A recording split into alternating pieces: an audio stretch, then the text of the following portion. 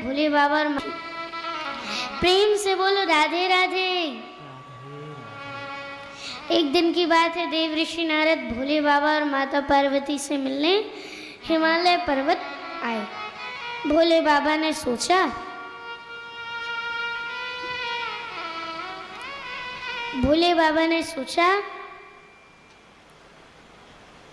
कि नारद जी ने सोचा कि चलो जरा हम जहाँ जाते हैं झगड़ा तो लगाते ही हैं, अभी तक शिव पार्वती में झगड़ा नहीं लगा है, जरा वहाँ भी चलते हैं, घूम फिर के आते हैं। नारद जी की एक बड़ी अच्छी विशेषता है,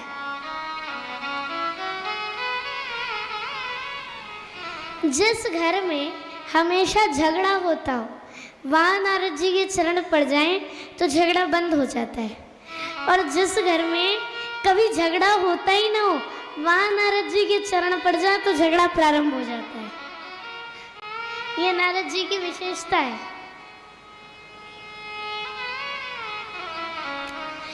नारद जी ऐसा विचार करके माता पार्वती और हमारे भोले बाबा से मिलने के लिए चल पड़े। इधर भोले बाबा तो कहीं बाहर गए हुए थे, इधर पार्वती मैया ने देखा, प्रणाम किया, बोली गुरुदेव आजकल आप ज्यादा दिखाई नहीं देते, क्या बात है? नारद जी बोले आजकल लोगों के हृदय में कपट होने के कारण लड़ाई झगड़े होते ही रहते हैं, इसलिए हमने आना जाना थोड़ा बंद कर रखा है। अच्छा, लेकिन मेरे पति तो ऐसा कुछ भी नहीं करते, मेरे पति तो मुझसे कोई बात ही नहीं छुपाते। अच्छा, बात तो आपकी बिल्कुल सही है, आपके परिवार जैसा प्रेम तो किसी परिवार में नहीं होगा।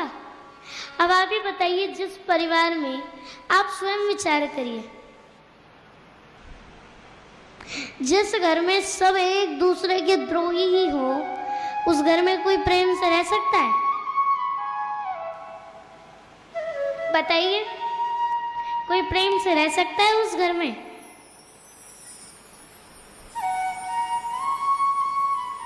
नहीं रह सकता। परंतु शिव पार्वती जी का परिवार ऐसा है कि इसमें सब एक दूसरे के द्रोही हैं, लेकिन सब प्रेम से रहते हैं।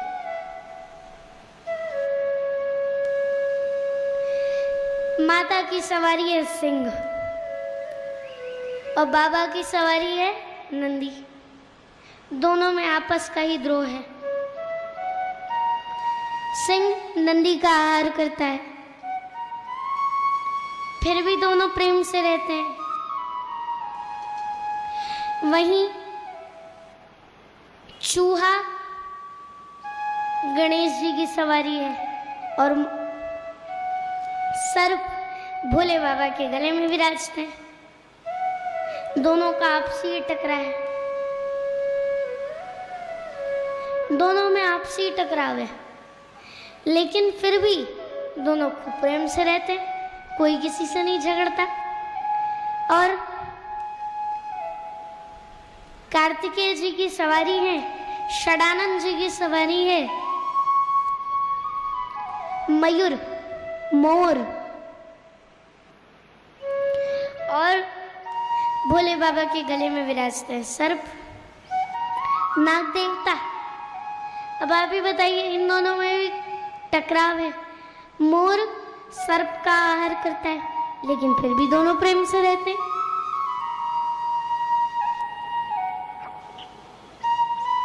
ये कैसे संभव हो सकता है?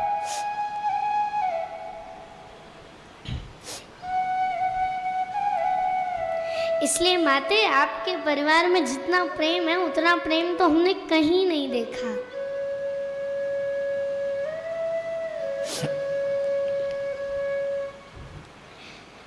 मैया, नारद जी बोले लेकिन आपके परिवार में प्रेम तो बहुत है, अब आपको तो भोले बाबा ने सब कुछ बताया होगा, तो अब मेरे मन में एक शंका है, उसे दूर कर दीजिए। बोले क्या शंका है आपके मन में? बोले माते, भोले बाबा ये गले में मुंडों की माला क्या पहन के, जो 24 घंटे मुंडों की माला पहन के घूमते हैं, इसमें मुंड किसके लगे हैं? जैसे ये सुना तो पार्वती मैया ने दिमाग पे बड़ा जोर डाला, बड़ा जोर लगाकर विचार किया, लेकिन कुछ समझ नहीं आया। तो बोले इसके बारे में मुझे नहीं पता। बोले अच्छा। नारद जी हंसते हंसते बोले माते, आपको इतना बड़ा रहस्य भी भोले बाबा ने नहीं बताया। नारद जी ने कहा देखिए माते, अब मैं चलता हूँ। बस नारद जी ने इतना कहा ही था कि वहां पर भोले बाबा आए। भोले बाबा को देखा तो नारद जी बोली माते अब मैं चलता हूँ, फिर आऊंगा, फिर दर्शन करूंगा आपके। जैसे ही निकलने लगे इधर भोले बाबा ने देख लिया। हाँ, स्वभाव तो पता ही था कि जिस घर में रोज झगड़ा हो वहां जाए तो झगड़ा बंद, और जिस घर में कभी झगड़ा होता ही ना हो वहां जाए तो झगड़ा चालू। अब इस घर में तो कभी झगड़ा होता ही नहीं है, तो यहाँ नारद जी के चरण पड़े हैं, मतलब कुछ ना कुछ तो गड़बड़ हो गई है। अब इधर देखा भगवान शंकर ने, माता पार्वती एकदम गुस्से में लाल पीली हुई बैठी हैं। भगवान शंकर आए, बोले क्या बात है भवानी देवी, क्या बात है, आप इतनी क्रोधित हैं? हाँ, आपसे ही क्रोधित हूं। क्यों? आपने मुझे इतना बड़ा रहस्य नहीं बताया। देवी मैंने तुमसे कोई रहस्य नहीं छुपाया। अच्छा, आप कपटी हैं।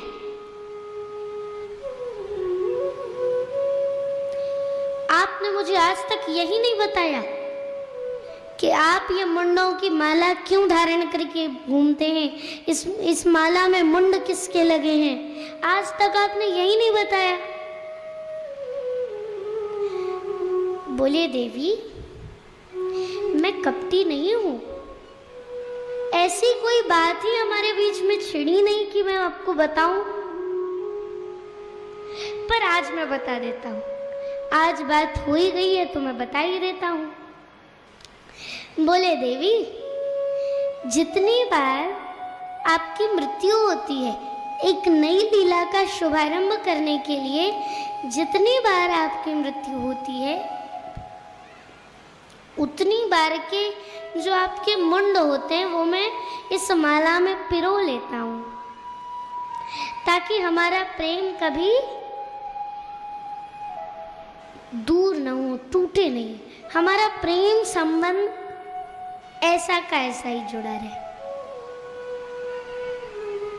इसलिए मैं अपनी इस माला में ये मुंड आपके ही पिरो लेता हूं। अच्छा, तो फिर आप कपटी नहीं महाकपटी हैं। कैसे? जब मैं मरती हूं तो आप क्यों नहीं मरते? अब भोले बाबा बड़ी दुविधा में फंस गए, फिर भी उन्होंने समाधान निकाल ही लिया। उन्होंने कहा देवी मैंने वो अमर कथा श्रीमद् भागवती गंगा श्रवण कर रखी है ना, इसी कारण मेरी मृत्यु नहीं होती। अच्छा, तो वो अमृत हमें भी पिला दीजिए। ठीक है देवी, पर हाँ कुछ शर्त हैं। बिल्कुल, हम मानेंगे। ठीक है देवी, फिर आइए। भोले बाबा लेकर के गए माता पार्वती को। भोले बाबा माता पार्वती से बोले मैया देवी मैं अपने नेत्र बंद करके कथा कहूँगा, पता चले। अभी कथा ऐसी है कि मैं जितना विस्तार करूँगा उतना डूब तो जाऊँगा। तो देवी तुम हर एक स्कंद के विश्राम पे हुंकार भरती रहना, ताकि मेरी समाधि न लग जाए। ठीक है प्रभु। पहला स्कंद संपूर्ण हुआ। अमर गुफा में आए, माता पार्वती एवं भगवान शंकर। अमर गुफा में भगवान ने अपना त्रिशूल चलाया और त्रिशूल से कहा कि जितने भी पशु पक्षी जीव जंतु यहाँ हैं सबको भगा दो। त्रिशूल गया और सबको भगाने लगा, परंतु उस शुक नामक पक्षी का अंडा उसी घोंसले में रह गया, क्योंकि उसके पर तो थे नहीं कि वो भी उड़ जाए, वो वहीं रह गया। त्रिशूल लौट कर आया, सारे पशु पक्षी जीव जंतु जो भी वहां थे सब जा चुके थे। भगवान शंकर ने नेत्र बंद किए, ध्यान करके कथा प्रारंभ करी। धीरे धीरे पहले स्कंद का विश्राम हुआ, माँ पार्वती ने हुंकार भरी। द्वितीय स्कंद का विश्राम हुआ, माँ पार्वती ने हुंकार भरी। ऐसे करते करते सप्तम स्कंद तक वह अंडा फूट गया और उसमें से एक पक्षी का जन्म हुआ, एक पक्षी के बालक का जन्म हुआ। उसके बाद पक्षी ने हुंकार सुनते सुनते हुंकार भरना भी सीख लिया और अष्टम स्कंद में माँ ने हुंकार भरी। फिर नवम स्कंद में अब वंशावली आ गई। नवम स्कंद में वंशावली का वर्णन है, हम लोग चतुर्थ दिवस श्रवण करेंगे। वंशावली आ गई। अब माता वंशावली सुन सुनकर परेशान हो गई। अब उन्हें नींद भी आ रही थी। अब हमारे जैसी कथा थोड़ी हो रही थी वहाँ कि 3 घंटे कथा हुई फिर विश्राम, नहीं, वहाँ तो लगातार कथा चल रही थी, दिन रात दोनों समय कथा चल रही थी वहाँ तो। अब नवम स्कंद प्रारंभ हुआ। अब स्वाभाविक है निद्रा तो आएगी, इतना समय हो गया तो। अब नवम स्कंद आया, माता सुन सुनकर परेशान हो गई। इसके पुत्र ये हुए, इनने ऐसा किया, फिर इनके पुत्र ये हुए, इनके पुत्र ये हुए। ये सुन सुनकर माता परेशान हो गई, उन्हें निद्रा आ गई और वह सो गई। जैसे ही माता को निद्रा लगी वैसे शुक नामक पक्षी ने देख लिया, वो समझ गया अब मैया सो गई हैं, अब कथा यहीं पे रुक जाएगी और फिर मैं आगे की कथा सुन नहीं पाऊंगा, क्योंकि पक्षी हूं, इधर उधर उड़ूंगा, मैं आगे की कथा सुन नहीं पाऊंगा। तो उस पक्षी ने, उस तोते ने बिल्कुल माता जैसी, बिल्कुल माँ भवानी जैसे हुंकार लगाना प्रारंभ कर दिया। जैसे नवम स्कंद का विश्राम हुआ उसने हुंकार भरी, फिर दशम स्कंद का विश्राम हुआ उसने हुंकार भरी,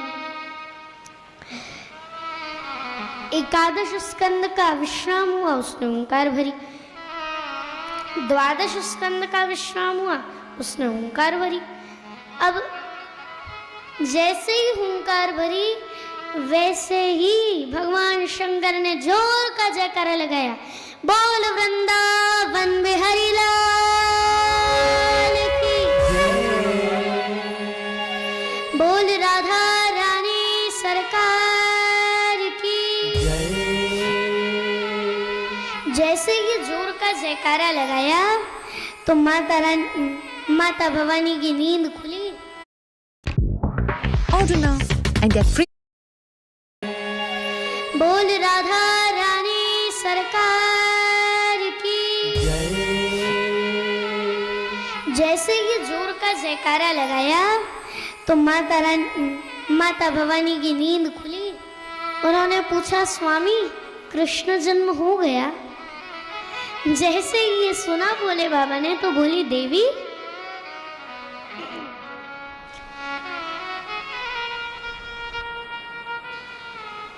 पूरी कथा का विश्राम हो चुका है, आपको निद्रा लग गई थी क्या? बोले हाँ। बोले बाबा मुझे निद्रा आ गई थी, लेकिन यदि आप सो गई थी तो हुंकार कौन भर रहा था? दृष्टि घुमाई तो पीछे बैठा वह शुक दिखाई पड़ा। भोले बाबा को क्रोध आ गया। संत भाव देते भोले बाबा को कभी क्रोध नहीं आता था। भोले बाबा आशुतोष हैं, वैसे उनके मन में भाव आया कि इस पक्षी ने कथा सुन ली, कोई बात नहीं, इसका कल्याण ही होगा, लेकिन इसने व्यास परंपरा का उल्लंघन किया है, व्यास पीठ की जो गरिमा है उसका उल्लंघन किया है, इसने व्यास पीठ के पीछे बैठकर कथा श्रवण करी है, इसलिए भोले बाबा ने तुरंत अपना त्रिशूल चला दिया उसके पीछे। शुक नामक वह पंछी उड़ता उड़ता अमरनाथ की गुफा से सीधा बद्री विशाल धाम उतर आया। वो इतना उड़ा कि वो सीधा बद्री विशाल धाम में पहुंचा, और वो इतनी स्पीड में था कि जब उसने ध्यान नहीं दिया और वह सम्यक आश्रम जा पहुंचा जहाँ वेद व्यास जी की कुटिया थी, वहाँ आंगन में ही बैठी आरुणी देवी जमाई ले रही थी, और वो इतनी स्पीड में था, इतनी तेज थी उसकी जो स्पीड कि वो जमाई उनने आई, अरुणी देवी को जमाई आई वो, और जमाई के साथ वो अंदर चला गया। 12 वर्ष सुखदेव जी माँ के गर्भ में रहे, और जब 12वें वर्ष का विश्राम होने लगा तब उनके पिता सुखदेव जी के पिता वेद व्यास जी ने हाथ जोड़कर पुत्र से प्रार्थना करी, बेटा बाहर आओ।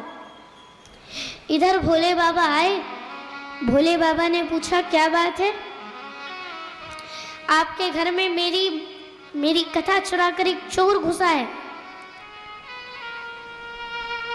सुखदेव जी ने कहा, भगवान क्या आप स्त्री धर्म का उल्लंघन करेंगे? वह मेरी पत्नी देवी आरुणी के गर्भ में जा चुका है। जैसे ये बात सुनी उन्होंने कहा, चलो ठीक है। भोले बाबा वहां से लौटकर तुरंत कैलाश पर्वत पर आए,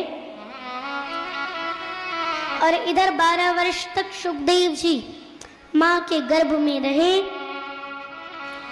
12वें वर्ष का विश्राम जब होने लगा तब देवी आरुणी को बहुत पीड़ा होने लगी, जो उनसे अब सहन नहीं हो रही थी। तब व्यास जी ने प्रार्थना करी, बेटा बाहर आ जाओ, तुम्हारी माँ को बहुत पीड़ा हो रही है। तब सुखदेव जी ने कहा, नहीं नहीं, मैं बाहर नहीं आऊंगा। बाहर आते ही मुझे भगवान विष्णु की माया घेर लेगी। अच्छा? सुखदेव जी बोले, पिताजी यदि भगवान श्री हरि स्वयं आकर के मुझे आश्वासित कर दें तो मैं अवश्य आऊंगा। बोले ठीक है। भगवान श्री कृष्ण श्री हरि से प्रार्थना करी, भगवान हरि प्रकट हुए और बोले, बालक माया मेरी है, तुम्हें कुछ नहीं होगा, तुम बाहर आओ। बस इतना जैसे सुना, सुखदेव जी समझ गए कि भगवान की माया है, मुझे कोई हानि माया से नहीं होगी, और सुखदेव जी का प्रागट्य हुआ। बोल सुखदेव जी महाराज